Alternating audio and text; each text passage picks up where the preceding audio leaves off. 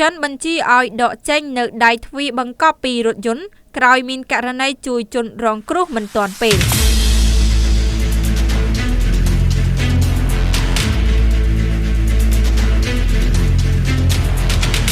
ចិនក្លាយជាប្រទេសដំបូងគេលើពិភពលោកហាមឃាត់ការលក់រថយន្តប្រើដៃទ្វារបង្កប់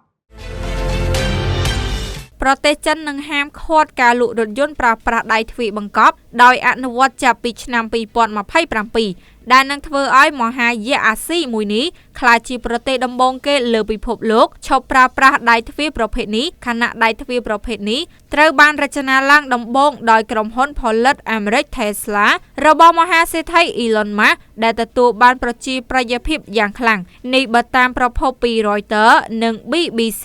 ចេញផ្សាយកាលពីថ្ងៃទី3ខែកុម្ភៈឆ្នាំ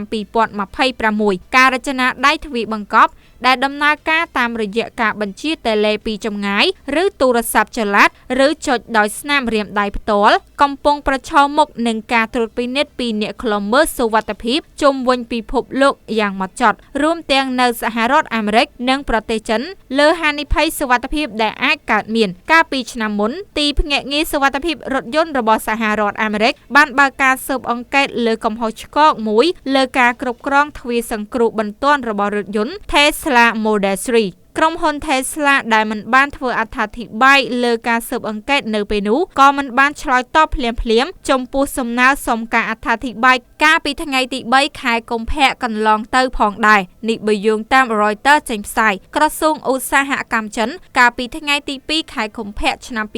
2026បានប្រកាសថាស្ថិតក្រោមតម្រូវការបច្ចេកទេសសុវត្ថិភាពថ្មីរបស់ខ្លួនទ្វាររថយន្តនីមួយៗគួរតែត្រូវបានបំពាក់ដោយដៃទាញទាំងខាងក្រៅនិងខាងក្នុងរថយន្តគោលនយោបាយថ្មីរបស់ចិនបានកំណត់ច្បាប់សម្រាប់ដៃទ្វារទាញត្រូវតែស្ថិតនៅខាងក្រៅរថយន្តនិងរបៀបដែលដំណើរការត្រូវធានាថាអាចបើកបានក្នុងករណីមានគ្រោះថ្នាក់ច្បាប់ក៏តម្រូវឲ្យដៃទាញខាងក្នុងអាចមើលឃើញយ៉ាងច្បាស់ផងដែរក្រសួងបានបញ្ជាក់ថា model រថយន្តថ្មីត្រូវតែកែប្រែការរចនាដៃទ្វារជាមួយបទបញ្ញត្តិថ្មីចាប់ពីថ្ងៃទី1ខែមករាឆ្នាំ2027តទៅការផ្លាស់ប្ដូរដ៏ភ្ញាក់ផ្អើលកើតឡើងបន្ទាប់ពីប្រព័ន្ធផ្សព្វផ្សាយរដ្ឋចិនកាលពីខែតុលាឆ្នាំ